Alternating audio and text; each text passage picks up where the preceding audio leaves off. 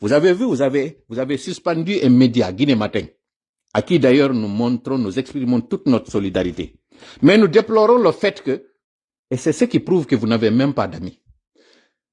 Loin de dire que vous étiez, que le Guinée Matin était un de vos alliés, mais lors de l'immersion, lors de votre fameuse marche de paix à Télémélé, combien de fois Guinée Matin a mis à votre disposition ses reporters pour aller couvrir vos événements? Mais cela n'a pas du tout mis Guinée Matin à l'abri. Vous avez sanctionné Guinée Matin pour avoir tout simplement donné la parole à un leader qui est en train de démonter pièce par pièce et de montrer combien de fois ce chiffon, ce torchon, cet essuie-tout, ce papier toilette que vous êtes en train de vendre aux Guinéens, combien de fois c'est tout sauf une constitution. Et c'est vraiment honteux et c'est vraiment malheureux que vous vous en preniez. Nous, Baldé a été le premier, son média a été le premier à subir le coup de massue que la presse a connu. C'est ça, et là, cette fois-ci, puisque vous êtes déjà, vous pensez être maintenant investi d'un pouvoir divin, avant, vous le faisiez à demi-mot, vous le faisiez à tue-tête, vous le faisiez à demi-voilé. C'était son site que vous aviez attaqué. Il n'était pas du tout visible. Là, puisque vous avez estimé que vous pouvez faire abattre la chape de plomb sur les médias, vous avez utilisé votre bras armé, votre exécutant, et qui est une déception. Yacine Diallo, il est tout sauf Yacine. Tu es tout sauf Yacine. Tu es une vraie. Ça commence par M, hein, ce que je veux dire.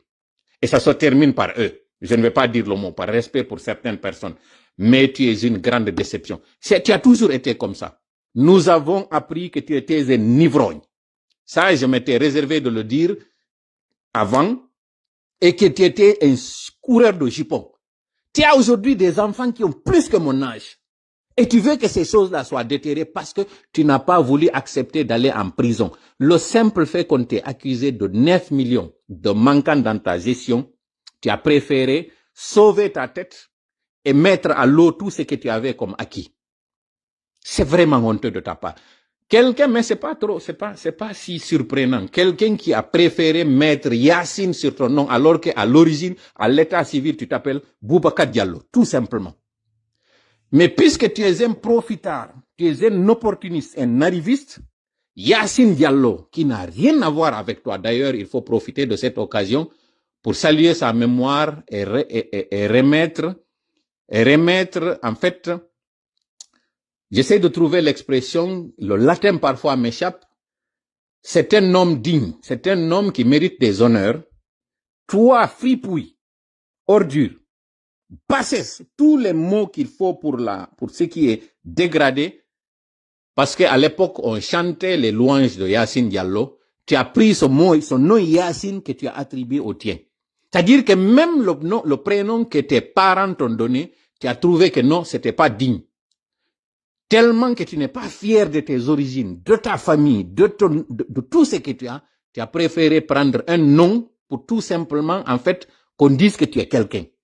Et voilà comment tu termines ta carrière. Voilà ce qui va rester pour la postérité. Tes enfants, tes petits-enfants, retireront de toi. C'est pas ce journaliste talentueux à la RTG qui a bénéficié de bourse, qui a été, celui-là d'ailleurs, moi, qui fait partie de ceux-là qui m'ont motivé. Je te tutoie, hein. Je n'ai pas de respect pour ceux-là qui n'ont pas de respect pour leurs principes. Je n'en ai pas de respect. Je n'hésiterai à aucun mot à utiliser aussi des mots très discourtois à l'endroit de ceux-là qui ont choisi de piétiner l'honneur plutôt, c'est-à-dire le bonheur a été quelque chose. J'essaie de me calmer pour pouvoir agencer une phrase qui colle. Tu as préféré le bonheur à l'honneur. Plutôt que de défendre cet honneur-là, qui est un bonheur intérieur, tu as préféré garder tes privilèges, aller jusqu'à sanctionner quelqu'un qui est une victime. Nous, Baldé, c'est un journaliste que toi, Boubacar Diallo, tu aurais dû, parce que Yacine là, je peux pas dire Boubacar Yacine. Et désormais, nous demandons à tout le monde de ne plus appeler cette ordure Boubacar Yacine. Même Boubacar, là, Boubacar, parce que Boubacar et Siddiq, généralement, les Boubacar sont des gens honnêtes, sincères, véridiques. C'est ça, les Boubacar. Et le nom de famille Diallo aussi, tu le mérites pas. Tu n'es qu'une petite ordure qui est à la tête d'un conseil, d'un hack qui est un hacker en réalité. La hack, la haute autorité de communication, c'est tout sauf une autorité. C'est la haute, c'est une, je vais essayer de trouver un mot plus tard. Mais pour le moment, que le peuple de Guinée sache que c'est le regroupement de tous ceux qui ont été à la base et à l'origine du retard de la Guinée qui est en train de s'opérer sous nos yeux. Et le bien et la bonne nouvelle par rapport à ce que nous sommes en train d'observer, c'est que avec cette chute du CNRD, chutera avec le CNRD tous ceux qui sont cagoulés, tous ceux qui ont participé à jeûner la Guinée, parce que lui, cette ordure-là, dont on essaie de chercher le nom et le prénom, qui est en réalité le déchet social, qui a souillé, si vous voyez que la RTG de Boulbiné, toute la Guinée a été l'un des pays à avoir accès à ce qu'on appelle médias. La Guinée a été l'un des premiers pays de l'Afrique indépendante à bénéficier d'une chaîne de télé, même si elle était en noir et blanc. Si la presse guinéenne ne s'était pas mise au service d'un dictateur pour devenir une caisse de résonance, un outil de propagande, au service du dictateur Sékou Touré, la Guinée allait avoir les meilleurs journalistes de la planète. D'abord, en termes de formation, la Guinée a eu des braves journalistes. Malheureusement, qui sont morts dans l'anonymat, dans l'oubli, dans la précarité la plus inimaginable.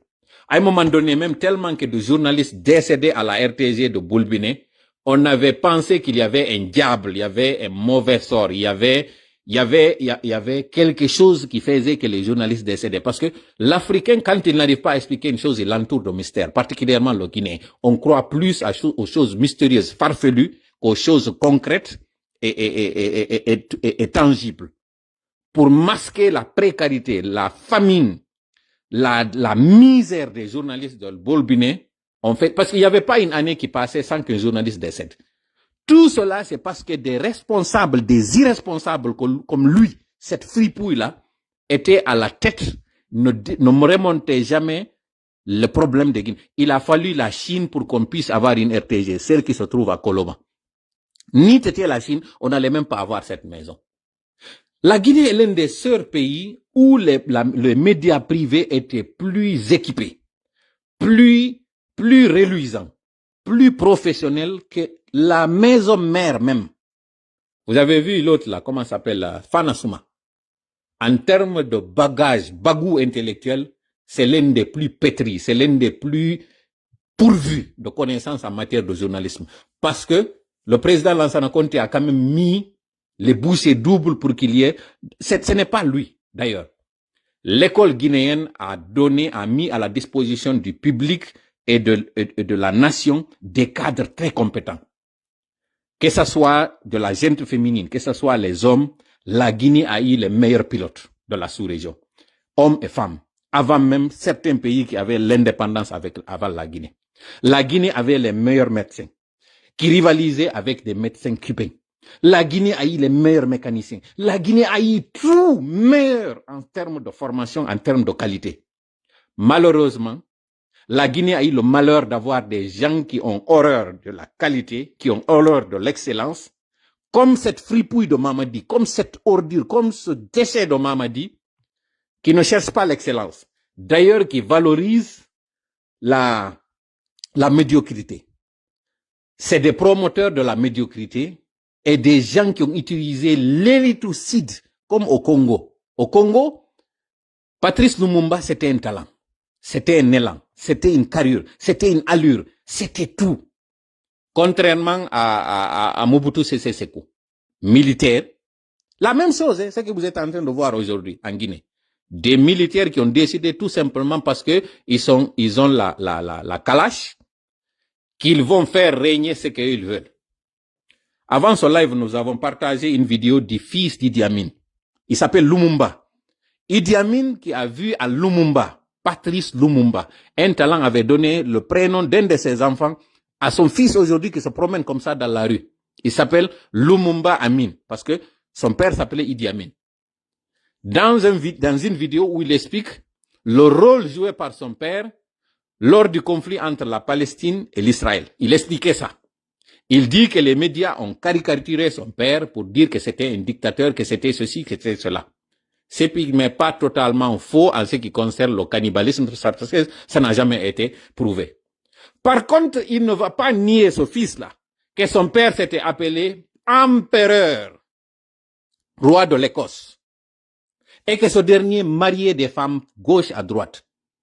À un moment donné, il pensait même qu'il était investi d'une mission divine.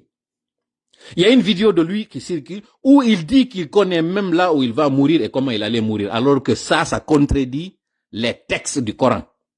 Wala tadri nafsun maza taksibu ghadan, wala tadri nafsun fi ayi ardin tamut. Je pense que c'est à peu près quelque chose comme ça.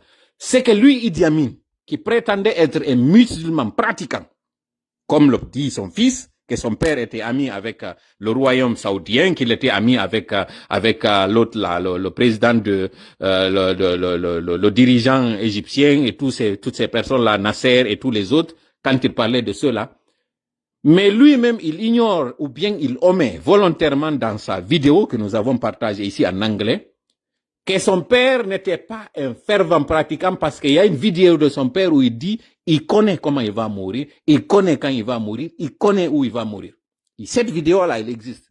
Son père, son fils là, qui le ressemble comme deux gouttes d'eau, était en train de défendre son père. En fait, le but de partage de cette vidéo-là, à l'intention de ceux qui nous écoutent, c'est de savoir qu'un dictateur, son temps peut passer, il peut se retrouver en exil, mourir là-bas dans l'anonymat, si lui, Idi Amin, comme il prétendait dans cette entrevue-là, qu'il connaît où il va mourir, quand il va mourir et comment il va mourir, et se serait empêché, lui, en tant que président à ce jour-là, de commettre des choses qui allaient faire en sorte qu'il allait mourir à l'exil. Si vraiment, ce qu'il prétendait ce jour-là, connaître l'invisible et le futur, il se serait abstenu de commettre des bavures, des forfaitures, des ignominies à la tête de son pays pour que finalement il se retrouve comme un rat dans un pays. Il est mort comme ça, comme un rat dans un pays étranger, en Arabie Saoudite. Son fils était en train de marcher sans garde, rien, comme un anonyme, comme un simple vulgaire citoyen ougandais, ressemblant à son père, essayant de défendre son père de ce que son père a fait. Comme je dis encore une fois, ça c'est une leçon de vie. Mamadi, toi aujourd'hui qui est assis là-bas, qui t'est attribué tous ces galons, il n'est pas exclu que le plus fétis là de tes fils, Lansana, ou la plus grande, qui est Manjouli, qu'on appelle ici Diaba, elle s'appelle Manjouli, elle est l'homonyme de ta mère, que celle-là se retrouve un jour dans un foyer en train de demander à un ami ou à une amie de lui envoyer de l'argent parce qu'elle n'a même pas la popote pour la journée. Ça, je parle de la plus grande. Elle sera un jour dans un foyer en train de pleurer parce que son mari, c'est un ivrogne, en train de la battre. Elle a des enfants qu'elle ne peut pas nourrir et elle doit faire recours à un ami de lui envoyer par Orange Money un montant pour qu'elle puisse ne serait-ce qu'avoir la popote de la journée pour aller manger ou remplir son frigo. Si d'ailleurs elle est dans un pays où se trouve un frigo. Et Lansana là, qui est l'homonyme de ton frère Lansana Doumbouya, que vous faites croire aux gens que c'est l'homonyme au président Lansana Conté, et que ce dernier-là dit d'ailleurs, il vit, que ce dernier-là soit en train de travailler comme docker dans un magasin ou dans une épicerie. Il n'est pas exclu de par ta faute.